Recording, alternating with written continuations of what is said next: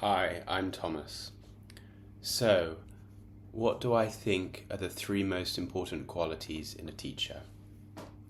In the first place, a teacher must respect their student, see their student as a unique individual, as a unique blend of abilities, interests, talents, challenges, anxieties perhaps. And in my own teaching, I always seek to work with a student to undo any of those blocks in their thinking so that they can see that as individuals, very often they're capable of far more than they gave themselves credit for when setting out. Secondly, I would say that creativity is enormously important to me as a teacher. By this, I mean in the subjects which I teach, which are the humanities, I always encourage independent thinking and personal interpretation, so that a student doesn't think that they have to reel off something pre-prepared, but that they can bring something of themselves as individuals to bear upon a topic.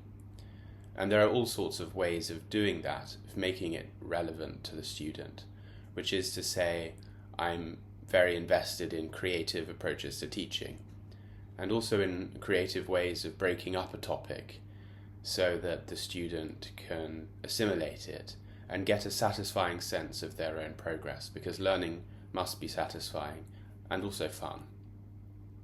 I would also mention here imagination, because imagination is absolutely everything. We need imagination to learn, whether that's imagining the past to understand when a work of art or work of literature was made, how it was made. But also imagination allows us to picture ourselves in a situation other than the one we actually find ourselves in, and to keep an open mind like that. So imagination is absolutely key to how we relate to each other and to the world and to ourselves. Third, paramount, patience. Every student must work to their own pace. Teaching cannot be rushed. Yes, of course, we might very well likely have a schedule at hand, working towards a particular deadline, be it an exam or an application, but up to that point, and the student must work at the pace that's right for them. And that means as a teacher being able to sense when the student needs a break or a rest from something.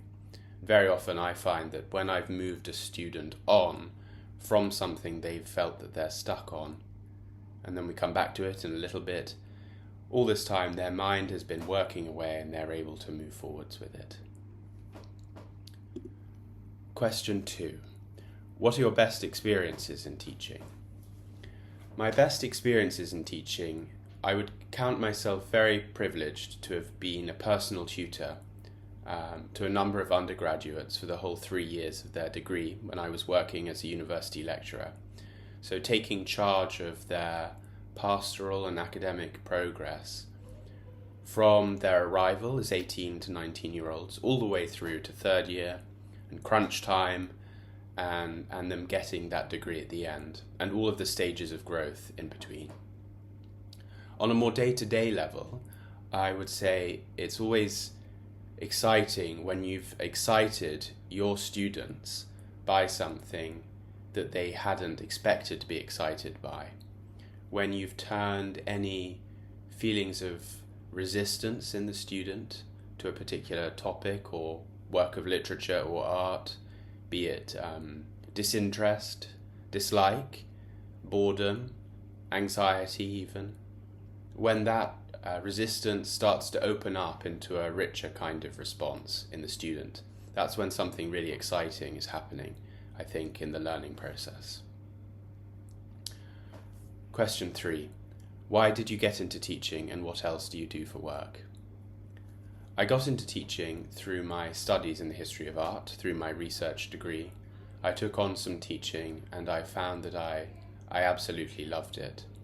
You learn so much about yourself when you're teaching, and I learned so much from my students in every seminar, in every setting, I would say. There's so much energy and potential in a classroom or in a one-to-one tutorial that can be funneled into the students' academic progress, and also their personal growth. And I found that I love that process, which is the same process actually at any stage or age of the student, just with a different complexion, really. What I do when I'm not teaching, I'm a writer, currently working on a book on nature and art, but I find that I miss teaching when I'm not doing it.